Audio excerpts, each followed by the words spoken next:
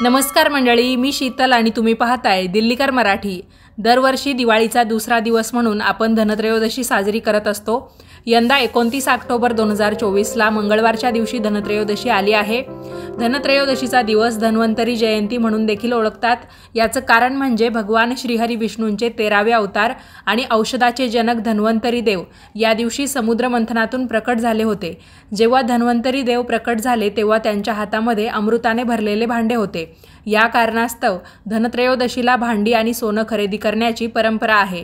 मात्र यामध्ये आपल्याला स्टीलची किंवा लोखंडी भांडी घेता येणार नाही। आपण तांब्या पितळेची किंवा आपली ऐपत असेल तर आपण चांदीची भांडी किंवा सोन्याचे दागिने देखील या दिवशी खरेदी करू शकतो। धनत्रयोदशीच्या दिवशी धनसमृद्धीसाठी अनेक प्रकारचे उपाय करण्याची पद्धत आहे।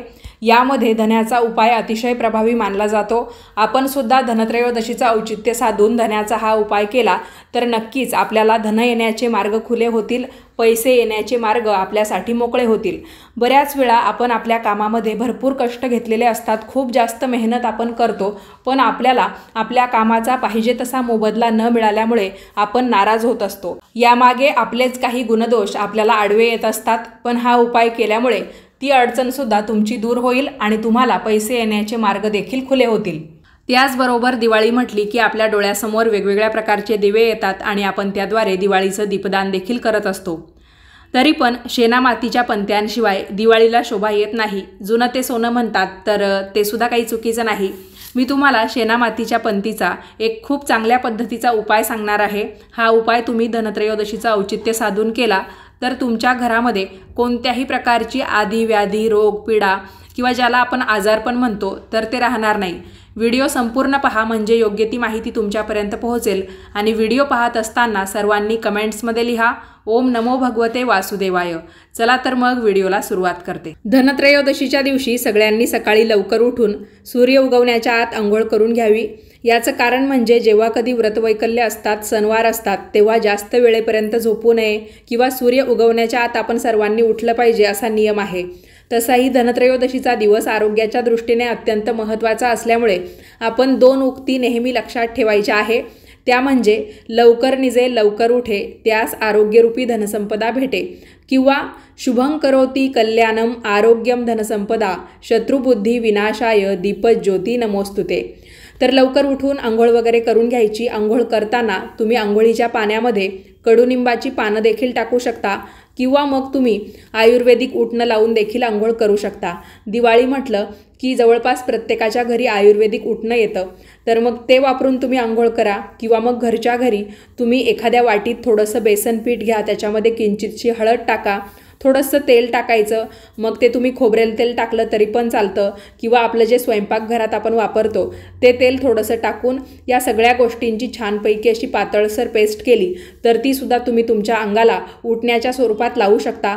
किंवा तुम्हाला तेल वगैरे काही टाकायचं नसेल तर तुम्ही बेसन पीठ, हळद आणि थोडंसं पाणी टाकून त्याची पेस्ट करून तुमच्या सर्वांगाला लावली तरी पण चालेल। पण या दिवशी अभ्यंग स्नान करायला मात्र अजिबात विसरू नका। दिवाळीच्या निमित्ताने प्रत्येकाच्या घरी साफसफाईची कामं अगदी चांगल्या पद्धतीने आणि नीटनेटकेपणाने झालेली असतात। तरी पण ज्या दिवशी प्रत्यक्ष सणाचा दिवस असतो त्या दिवशी सुद्धा आपण थोडीफार साफसफाई नक्की करतो। तर तुम्हाला धनत्रयोदशीच्या दिवशी आवर्जून तुमच्या फरशी पुसण्याच्या पाण्यामध्ये खडे मीठ, बारीक मीठ किंवा सैंधव मीठ यापैकी काहीतरी टाकायचं आहे आणि त्या पाण्याने फरशी पुसायची आहे। यामुळे काय होतं, आपल्या घरामध्ये जी काही थोडीफार नकारात्मकता उरलेली असेल ती सुद्धा निघून जाते आणि पूजा करताना आपल्याला मनःशांती देखील लाभते। या व्यतिरिक्त तुम्ही अजून एक उपाय असा करू शकता की तुमच्या घराच्या कोणत्याही एका कोपऱ्यामध्ये तुम्ही मातीच्या भांड्यात किंवा काचेच्या वाटीमध्ये थोडंफार जाड मीठ भरून ठेवा। यामुळे काय होतं, घरामध्ये जेव्हा जेव्हा कधी अशी चिडचिड होते, नकारात्मकतेचं वातावरण येतं, तर मग घरातली नकारात्मकता शोषण्याचं काम ते मीठ करत असतं। आणि हे मीठ तुम्ही 8-15 दिवसातून एकदा, म्हणजे समजा तुम्ही आता धनत्रयोदशीला हे मीठ एखाद्या कोपऱ्यामध्ये भरून ठेवलं भांड्यामध्ये, तर तुम्ही पौर्णिमेला वगैरे किंवा मग 15 दिवस झाले की ते मीठ बदलून टाकायचं। ते मीठ तुम्ही पाण्यामध्ये टाकून द्यायचं आणि पुन्हा त्या भांड्यात मीठ भरून ठेवायचं। म्हणजे वास्तुदोष असेल तर तो सुद्धा या उपायाने निघून जातो। त्यामुळे धनत्रयोदशीला तुम्ही सर्वप्रथम मिठाचा हा उपाय करून घ्या। त्यानंतर आपल्या दाराला झेंडूच्या फुलांची आणि आंब्याच्या पानांची तोरणं लावायची असतील तर ती सुद्धा तुम्ही लावू शकता. कारण जेवढं आपण नैसर्गिक करू तेवढं आपल्यासाठी ते चांगलं असतं. म्हणजे त्यांच्यामध्ये सुद्धा काहीतरी प्राण असतो आणि सजीव गोष्टींना आपण जितकं जास्त महत्त्व देतो किंवा जितकी शोभा या सजीव फुलांनी किंवा पानांनी येते ती नकली तोरणांनी येत नाही. त्यामुळे या गोष्टी आपण अवश्य कराव्या. त्याचबरोबर आपल्या घरासमोर रांगोळी काढताना एक छोटीशी का होईना रांगोळी अशी काढा की तिच्यामध्ये कलश आला पाहिजे. मी सुद्धा तुम्हाला व्हिडिओत दाखवते. मी सुद्धा धनत्रयोदशीला नेहमी कलशाची रांगोळी काढते. कारण आपल्या मनामध्ये जे काही आहे ते आपण नेहमी गिरवण्याचा किंवा त्याला आकार देण्याचा प्रयत्न करावा. म्हणजे ज्या गोष्टींचा आपण जास्त ध्यास घेऊ त्या आपल्याकडून पूर्ण कशा होतील त्यानुसार आपले प्रयत्न असले पाहिजे. म्हणजे कधीकधी आपण एखाद्या गोष्टीचा नकारात्मक विचार करत राहिलो तर मग आपल्या मनामध्ये तेच विचार घोळावत राहतात आणि मनामध्ये आपल्या जे काही असतं तेच मग प्रत्यक्षात उतरत जातं. त्यामुळे समजा तुम्हाला असं वाटत असेल की मला चांगल्या पद्धतीने पैसे यावे किंवा माझ्या घरामध्ये सुखसमृद्धी धनधान्य सगळं काही असावं तर तुम्ही नेहमी त्याच गोष्टीचा पॉझिटिव्हपणे म्हणजे सकारात्मकतेने विचार केला पाहिजे. त्यामुळे तुमच्या अंगणामध्ये किंवा तुळशीजवळ कुठेही एक रांगोळी काढताना त्याच्यामध्ये कलश आला पाहिजे अशा पद्धतीने तुम्ही रांगोळी काढा. रांगोळी काढल्यामुळे आपल्या घरामध्ये पॉझिटिव्हिटी येते. किंवा कुणीही आपल्या घरी आलं आणि समजा त्याच्या मनामध्ये सुद्धा काही नकारात्मक विचार असतील तर रांगोळी ते विचारसुद्धा तिच्याकडे खेचून घेते आणि तो व्यक्ती आपल्या घरामध्ये येतो तेव्हा सकारात्मकतेने येतो असं म्हटलं जातं. त्याचबरोबर आपल्या घरातील मंडळी बऱ्याच वेळा बाहेर जातात आणि बाहेरसुद्धा बरीचशी नकारात्मकता असते. त्यांचा परिणाम त्यांच्या मनावर झालेला असेल तर रांगोळी पाहिल्यामुळे त्यांचं मन देखील तिथेच शांत होऊन जातं. या सगळ्या गोष्टींचं एकच कारण आहे की रांगोळी काढण्याचं महत्त्व तुम्हाला यातून समजून जाईल. हे झालं रांगोळीच्या बाबतीत. आता आपल्याला काय करायचं आहे, या दिवशी तुम्हाला दिवसभरात म्हणजे पैशांचे जे काही व्यवहार करायचे असतील तर ते तुम्ही दिवसभरात करून घ्या.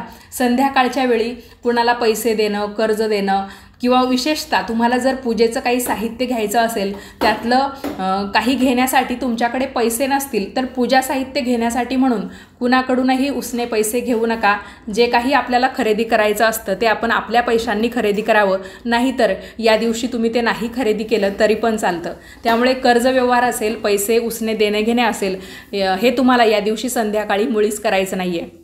धनत्रयोदशीच्या पूजेमध्ये आपण भगवान धन्वंतरी, माता लक्ष्मी, श्री कुबेर आणि बुद्धीची देवता गणपती यांची मांडणी केलेली असताना त्या पूजेमध्ये सोनं नाणं ठेवतो, आपल्याकडे असणारे पैसे ठेवतो, धान्य ठेवतो, लाह्या बत्तासे ठेवतो, आयुर्वेदिक काही गोष्टीसुद्धा ठेवतो. तर या वस्तू ठेवताना एक उद्देश हाच असतो की धनत्रयोदशी ही 13वी तिथी आहे. भगवान धन्वंतरी हे देखील भगवान श्रीहरी विष्णूंचा 13वा अवतार आहे. यमदीपदानामध्ये सुद्धा 13 दिवे अर्पण करण्याचा, दान करण्याचा किंवा या संपूर्ण पूजेला 13 दिव्यांनी ओवाळण्याचा सुद्धा हाच एक उद्देश असतो की या सर्व गोष्टींमध्ये 13 पटीने वृद्धी व्हावी.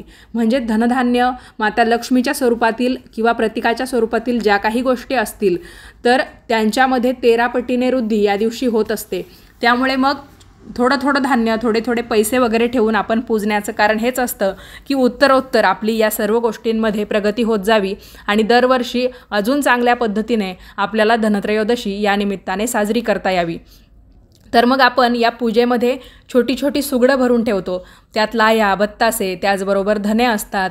आपल्या घरात जी काही धान्य उपलब्ध असतात तीसुद्धा आपण ठेवतो. मीठसुद्धा ठेवण्याची पद्धत आहे. तर जेव्हा आपण ते धने या पूजेमध्ये ठेवतो तर आपल्याला काय करायचं आहे, धनत्रयोदशीची पूजा तर प्रदोष काळामध्ये आपण करतो. म्हणजे साधारणतः 6:30 वाजेपासून रात्री 8:30 वाजेपर्यंत कधीही आपण ही पूजा करून घेऊ शकतो. तर जेव्हा आपण ते धने त्या सुगडामध्ये भरून ठेवलेले असतात, पूजा आटोपल्यानंतर तुम्हाला काय करायचं आहे, ते धने उचलून घ्यायचे आहे. म्हणजे तो सुगड तुम्हाला उचलून घ्यायचा आहे. कारण उत्तर पूजा आपण दुसऱ्या दिवशी सकाळी नरक चतुर्दशीच्या दिवशी सकाळी करणार आहोत 30 तारखेला. तर मग तो धन्याचा सुगड उचलून घेतल्यानंतर काय करायचं, आपल्या घरामध्ये जो नैऋत्य कोपरा असतो, पश्चिम आणि दक्षिण या 2 दिशांच्या मध्ये जो कोपरा येतो त्याला म्हणतात नैऋत्य कोपरा आणि तो स्थिरतेचं प्रतीक दर्शवतो. त्यामुळे त्या नैऋत्य कोपऱ्यामध्ये आपल्याला हे धन्याचं सुगड ठेवून द्यायचं आहे. मात्र ते झाकून ठेवायचं. म्हणजे एकतर तुम्ही त्याच्यावर काहीतरी झाकण ठेवा किंवा पिवळ्या रंगाचा कपडा त्या सुगडावर लावून तो बांधून घ्या आणि तो तुम्हाला नैऋत्य कोपऱ्यात रात्रभरासाठी ठेवून द्यायचा आहे. दुसऱ्या दिवशी सकाळी जेव्हा तुम्ही उठता, म्हणजे आता नरक चतुर्दशी आहे त्या दिवशी, तुमची अंघोळ वगैरे झाली की त्यानंतर काय करायचं, त्याच्यावरचा कपडा काढून घ्यायचा आणि त्यातले जे काही धने असतात तर थोडेफार धने तुम्ही तुमच्या तिजोरीत ठेवू शकता। त्याचबरोबर काही धने तुम्हाला तुमच्या एखाद्या मातीच्या कुंडीत लावून द्यायचे आहेत किंवा तुम्ही शेतकरी असाल, तुमच्याकडे म्हणजे शेतीवाडी असेल तर तिथे सुद्धा तुम्ही ते धने पेरून देऊ शकता। असं म्हटलं जातं धनत्रयोदशीच्या दिवशी आपण पूजेमध्ये वापरलेले धने जर पेरले आणि ते कशा पद्धतीने उगवतात त्या पद्धतीने आपली प्रगती होत जाते। त्यामुळे तुम्हाला हा उपाय अवश्य करायचा आहे। म्हणजे काही धने तिजोरीत ठेवायचे, एखाद्या डबीत वगैरे घालून ठेवू शकता आणि मग तुम्हाला असं वाटलं पुढे जाऊन कधी की ते खराब झाले वगैरे तर ते तुम्ही पुन्हा मातीमध्ये पुरून दिले तरी पण चालतील। पण जेवढे दिवस ते राहतील तेवढे दिवस ठेवा किंवा पुढच्या धनत्रयोदशीपर्यंत राहिले तरी पण काही हरकत नाही। काही धने तुम्ही मातीमध्ये पेरून दिले आणि काही धने तुम्ही धने आणि गूळ म्हणून म्हणजे एक आयुर्वेदिकदृष्ट्या महत्त्व आहे या दिवसाचं, तर मग रात्रीच तुम्ही जेव्हा पूजा वगैरे करतात तेव्हा त्यातले काही धने आणि गूळ तुम्ही घरातल्या सर्व सदस्यांनी खाल्ले तरी पण चालतं। आता आपण दुसऱ्या उपायाची माहिती घेऊया। अकाली मृत्यू आणि शत्रूंपासून मुक्ती मिळवण्यासाठी धनत्रयोदशीला म्हणजेच अश्विन महिन्याच्या कृष्ण पक्षाच्या त्रयोदशीला घराबाहेर यमराजाच्या नावाचा दिवा ठेवायचा। हा दिवा दान केल्यामुळे मृत्यूचा नाश होतो। यासाठी शेणाचा दिवा बनवून त्यामध्ये मोहरीचं तेल टाकून तो प्रज्वलित करायचा। नंतर घरापासून तो दूर नेऊन दक्षिणेकडे तोंड करून एखाद्या नदी किंवा तलावाजवळ ठेवून यायचा आहे। हा उपाय आपल्याला सूर्यास्तानंतर करायचा आहे। म्हणजे धनत्रयोदशीची पूजा सुरू करण्या अगोदर तुम्ही हा उपाय करून घेतला तरी पण चालेल। तसेच रात्रीच्या वेळी कुटुंबातील सर्व सदस्य घरी आल्यावर देखील हा उपाय तुम्ही करू शकता। यामुळे कुटुंबातील सदस्यांच्या अकाली मृत्यूचं संकट टळतं, कुटुंबातील अडथळे दूर होतात, सर्वांना चांगल्या आरोग्याची प्राप्ती होते। याशिवाय धनत्रयोदशीच्या दिवशी रात्री हा दिवा दान केल्यामुळे शत्रूंचा नाश होतो। आता तुमच्यापैकी काही जणांना यातलं काही समजलं नसेल तर प्रश्न असे विचारतील की ताई शेणाचा दिवा म्हणजे शेण आणून आम्ही त्याचा दिवा बनवायचा का? तर मुळीच नाही। आपण दिवाळीला ज्या काही मातीच्या पंत्या खरेदी करतो तर त्यामध्ये शेणाचा देखील वापर झालेला असतो। त्यामुळे त्यातलीच एखादी पंती घ्यायची, त्याच्यामध्ये असेल तर मोहरीचं तेल टाकायचं, नसेल तर आपलं खाद्यतेल टाकायचं आणि घरातील सर्व सदस्यांच्या वतीने तुम्ही त्याच्यामध्ये आपण फोडणीसाठी जी मोहरी वापरतो तर ती त्या तेलामध्ये टाकायची, एकेरी वात लावायची, ती प्रज्वलित करून द्यायची आणि त्याच्यानंतर तो दिवा म्हणजे त्या दिव्याची ज्योत दक्षिणेला आली पाहिजे अशा पद्धतीने तुम्ही तो दिवा ठेवून द्यायचा। आता तुमच्या घराच्या आसपास कुठे विहीर असेल, तलाव असेल, बारव, नदी यापैकी काही पाण्याचं ठिकाण असेल तर तिथे तुम्ही तो दिवा नंतर ठेवून येऊ शकता। म्हणजे घराबाहेर 5-1 मिनिटं लावला की तुम्ही त्या पाण्याच्या ठिकाणी लावण्यासाठी म्हणून तो दिवा घेऊन जाऊ शकता। पण जाताना तो दिवा आपण प्रज्वलित करून नाही नेऊ शकत, लांब असेल तर विझून जाईल आणि पेटलेला दिवा आपण गाडीवर समजा बसलो तर कसा घेऊन जायचा हा पण प्रश्न राहील। त्यामुळे 5-1 मिनिटं आपल्या घराच्या बाहेर तो दिवा तेवत राहिला की तो तुम्ही काडीने मागे ओढून शांत करून घ्यायचा आणि पाण्याच्या ठिकाणी जाऊन तो दिवा तिथे पुन्हा प्रज्वलित करून द्यायचा दक्षिण दिशेला तोंड करून। आणि समजा तुमच्या आसपास कुठे असं ठिकाण नसेल तर घराबाहेरच तुम्ही हा दिवा प्रज्वलित करून राहू द्या, नाहीतर मग एखादं ताट घ्या, त्याच्यामध्ये पाणी भरा आणि त्या पाण्याच्या ताटामध्ये किंवा भांड्यामध्ये तुम्ही हा दिवा प्रज्वलित करून ठेवून द्या। हा सुद्धा मार्ग तुम्हाला अवलंबता येईल। धनत्रयोदशीची पूजा तुमच्यापैकी प्रत्येकाच्या घरात करतात की नाही माहिती नाही, पण प्रत्येकाच्या घरामध्ये देव्हारा म्हणजे देवघर हे नक्की असतं आणि आपल्या घरामध्ये माता लक्ष्मीचं प्रतीक म्हणून माता लक्ष्मीची मूर्ती असू शकते किंवा श्रीयंत्र असू शकतं, माता लक्ष्मीचा फोटो असू शकतो किंवा माता लक्ष्मीची पावलं, अजून सांगायचं झालं तर शंख, कासव यापैकी किंवा कवड्यासुद्धा असू शकतात। जे काही तुम्ही माता लक्ष्मीचं प्रतीक म्हणून तुमच्या घरी ठेवलेलं असेल तर तिथे तुम्ही सीताफळ नक्की वाहा। सीताफळ आपल्याला शक्यतो हिवाळ्याच्या दिवसांमध्येच खायला मिळतं आणि चवीला किती गोड असतं, म्हणजे एक प्रकारची मधुरता त्यामध्ये असते।